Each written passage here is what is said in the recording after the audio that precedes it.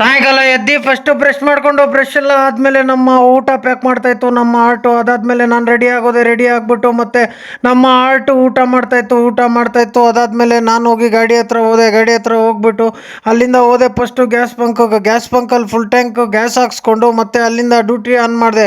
Duty on ಮಾಡಿಬಿಟ್ಟು first duty ಬಿತ್ತು first drop ವಿದ್ಯಾರಾಯಣಪುರ.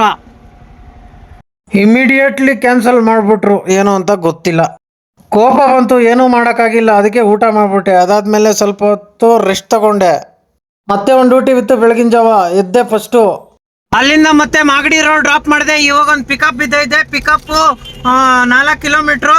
ನಾನು ಅವ್ರಿಗೆ ಟೈಮ್ ಕೊಟ್ಟಿರೋದು 10 ನಿಮಿಷ, ಇದರಲ್ಲಿ 11 ನಿಮಿಷ ತೋರಿಸ್ತಾ ಇದೆ. ಇನ್ನು ಸೆಂಟ್ರಲ್ ಬೇರೆ ಹುಚ್ಚೋಯ್ಬೇಕು, ಅರ್ಜೆಂಟ್ ಬರ್ತೈತೆ, ಏನು ಮಾಡೋದಂತ ಗೊತ್ತಿಲ್ಲ. ಆದರೆ ಹೋಗ್ತಾರ ಚಚ್ತಾ ಇರ್ತೀನಿ, ಗ್ಯಾಪಲ್ಲಿ ಚಿರ್ರ್ ಅಂತ ಉಯ್ದ್ಬಿಟ್ಟು ಹೋಗ್ತೀನಿ. ಏನು ಮಾಡೋದು, ಅರ್ಜೆಂಟು. ಅಲ್ಲಿಂದ ಅವ್ರನ್ನ ಕಷ್ಟಪಟ್ಟು ಹೆಂಗೋ ಪಿಕ್ ಮಾಡಿಬಿಟ್ಟೆ. ಅಲ್ಲಿಂದ ಕರೆಕ್ಟಾಗಿ ಸಿಲಿಪ್ ಬೋರ್ಡ್ ಹತ್ರ ಡ್ರಾಪ್ ಮಾಡಿದೆ. ಇವಾಗ ಇಲ್ಲಿಂದ ಮನೆ ಕಡೆ ಹೋಗ್ಬೇಕೋ ಇಲ್ಲ ಯಾವ ಕಡೆ ಹೋಗ್ಬೇಕೋ ಗೊತ್ತಿಲ್ಲ. ಡ್ಯೂಟಿ ಎತ್ಕೊಂಡಿದ್ದೆ, ಕ್ಯಾನ್ಸಲ್ ಹೊಡೆದ್ರು, ತುಂಬ ಹೊತ್ತು ವೇಟ್ ಮಾಡಿದೆ, ಸಿಕ್ಲಿಲ್ಲ.